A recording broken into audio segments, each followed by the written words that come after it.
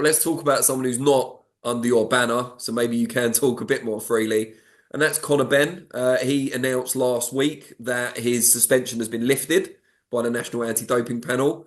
UKAD then sent their statement, which confirmed what he'd said, and also that the case itself had been dismissed at this point. I believe the board and UKAD have still got a little bit of time left if they want to appeal. It was 21 days from the announcement. It's been at least 2 weeks now, so I think they've got maybe another week to decide that. Has it changed your view of the whole situation at all, this latest announcement?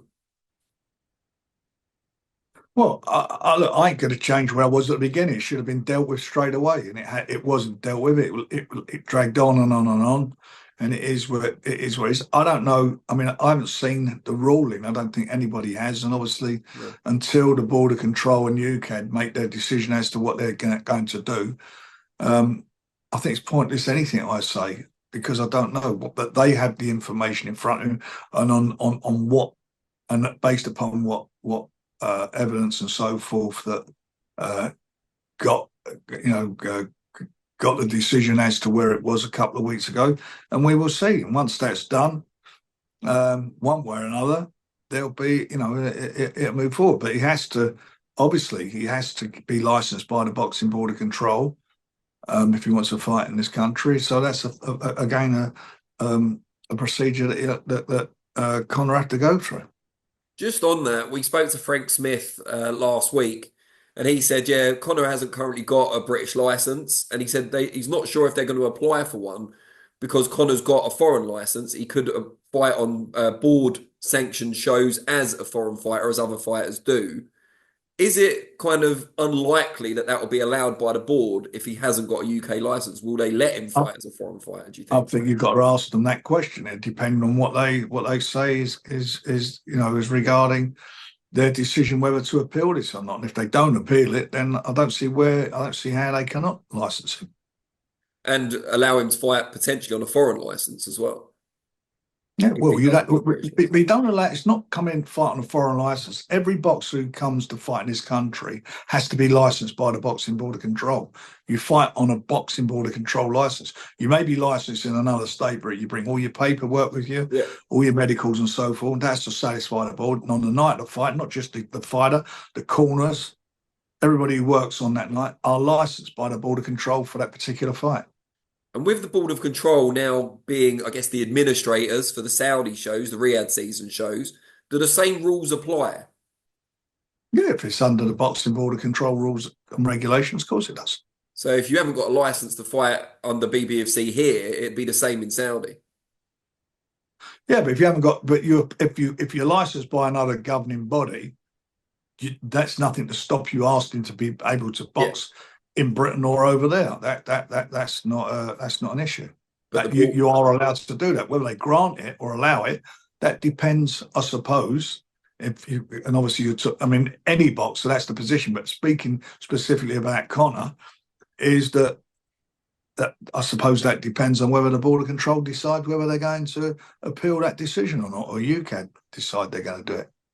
would you like to see everyone just move on at this point, even if the board still feel they've got a No, case? I'd like to see. I think all it's done is highlight what some of the problems are, and I think the Border Control should bring into their regulations, make it if you want to be licensed by the British Boxing Border Control, you will, if you have any adverse finding as regarding any drug testing, that you agree that it will be heard by UKAD or the Border Control, wherever it may be, within a certain period of time, without exception. And if you don't, then you're done and dusted, and that will take all this away. Then you don't get all this ambiguity, which it hasn't been good for boxing.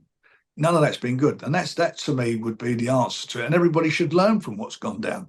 What's gone down weren't good for the game. Nobody liked. Let's get it say how it is. No one likes it, but we want it to be. We need to learn from it. We need to now do something that's going to make it better in the future for everyone involved, and take away all the nonsense that's gone on. Because at the end of the day, it's been absolutely ridiculous, and the fans deserve deserve better than that. And it should be more clarity, should be more open. in the spirit of being more open, UKAD said in their statement they can't share the full verdict or any of the details from the case unless Conor Benn gives them permission to do so. If you were in Conor Benn's team, would you want him sharing everything they've got? Depends what's in there. Well, yeah. This is the thing because everyone's saying on social Well, media, I that's the should thing share it. again. That's the thing. I had it the other day with somebody. They're asking me anything. I said, I don't know. I said, I don't know what is in the report. So how can I comment on something that's not in it that I don't know what they're saying? I don't know, what they're, how they came to their findings. I have no idea. So you can't really comment on it, can you? We can say that's what they've done and why they've done it. I don't know. You know, is it was he did he has he proven that he was clean?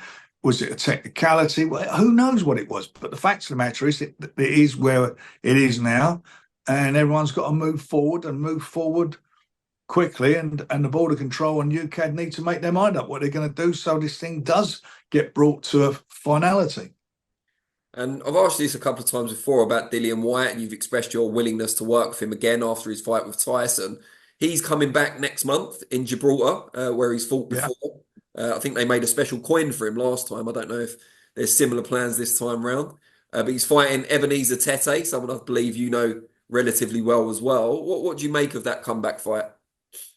So, look, he's coming back again. If he, you know, I just want to. All this drug thing is, and I've been involved with fighters who failed tests and so forth in the past.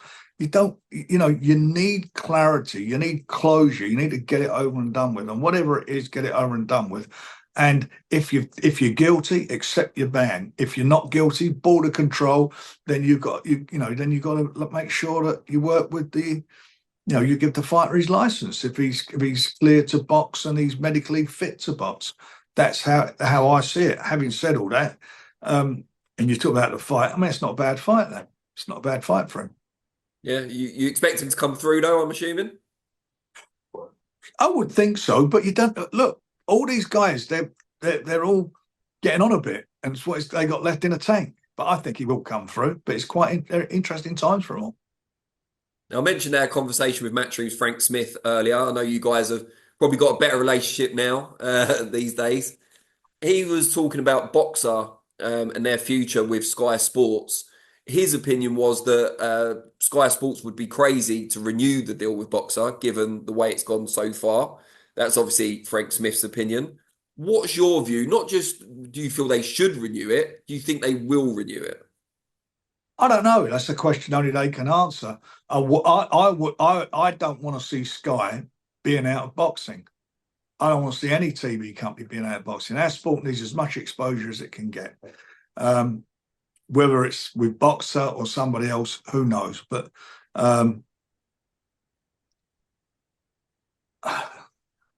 there's no love lost between Boxer and us.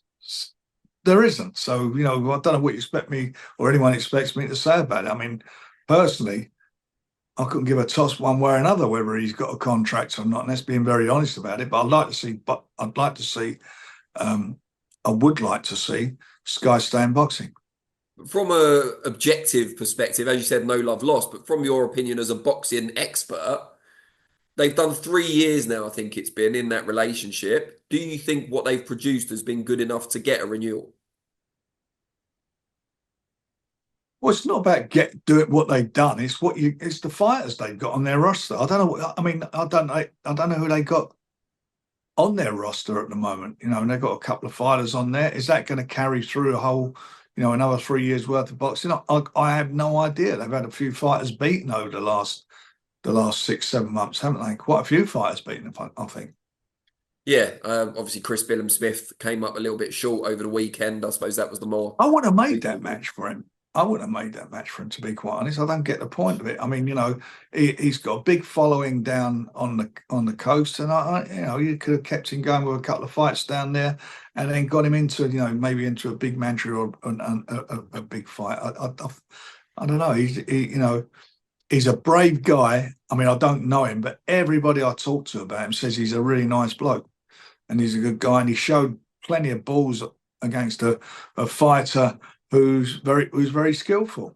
But he had his moments in the fight. but against a very, very skillful fighter who maybe didn't carry his power up coming up from the lower weights up to his, to his sort of weight division they fought under. And, but it was what it was.